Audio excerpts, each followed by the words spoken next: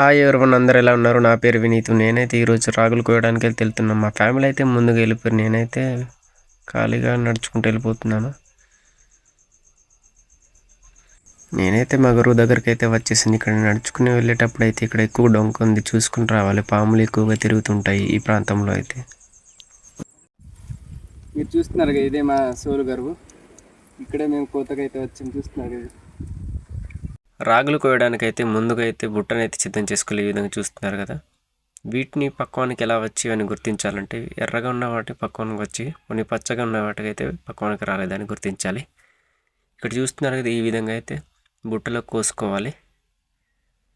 ఒక పక్క అయితే ఎండ అయితే గట్టి కాస్తుంది. టైం వచ్చేసి అయితే మధ్యాహ్నం 2:30 అవుతుంది. రాగులన్నీ కోసి వీటిని ఎండబెట్టి ట్రాక్టర్ ద్వారా, ఎద్దుల ద్వారా అయితే వీటిని గుల్ల గుట్టిస్తారు. పొట్టుని తొలగించడానికైతే ఈ విధంగా చేస్తుంటారు. ఇదే రాగి మాల్ట్ అండ్ రాగి ముద్ద ఇదే తయారు చేస్తారు. దీంతోనే ఇది పిండి చేసి యూజ్ చేస్తుంటారు అనమాట. పురాతనమైన వాళ్ళు, తాతలు ముత్తాతలు ఎక్కువగా బాగా ఇదే తినేవారు అనమాట. ఇప్పటికీ మేమైతే ఈ పంటను అయితే పండిస్తున్నాం. మీరు చూస్తున్నారు కదా, ఇవైతే రాగి గింజలు చిన్న చిన్నవి. వీటి యొక్క పంట కాలం అయితే సుమారుగా 4 నెలలను 90 నుంచి 120 రోజులు పడుతుంది వీటి యొక్క పక్వాన్ని రావడానికైతే.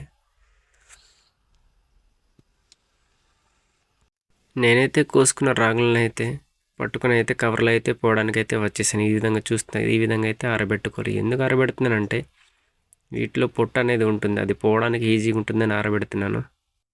మా గిరిజనులు అయితే రాగి నుండి వచ్చే ప్రతి ఒక్క ఆహారాన్ని అయితే స్వీకరిస్తుంటారు. ఎందుకంటే దీంట్లో అధికంగా ప్రోటీన్స్ మరియు మెగ్నీషియం, కొలెస్ట్రాల్ మరియు అధిక రక్తపోటును తగ్గించే గుణాలు, గుండెపోటును నివారించడానికి అయితే తోడ్పడతాయి. అందుకనే మా గిరిజనులందరూ వీటిని ఎక్కువగా తినడానికైతే ఇష్టపడుతుంటారు. 1000 సంవత్సరాలు బతుకుతామని కూడా చెప్తుంటారు.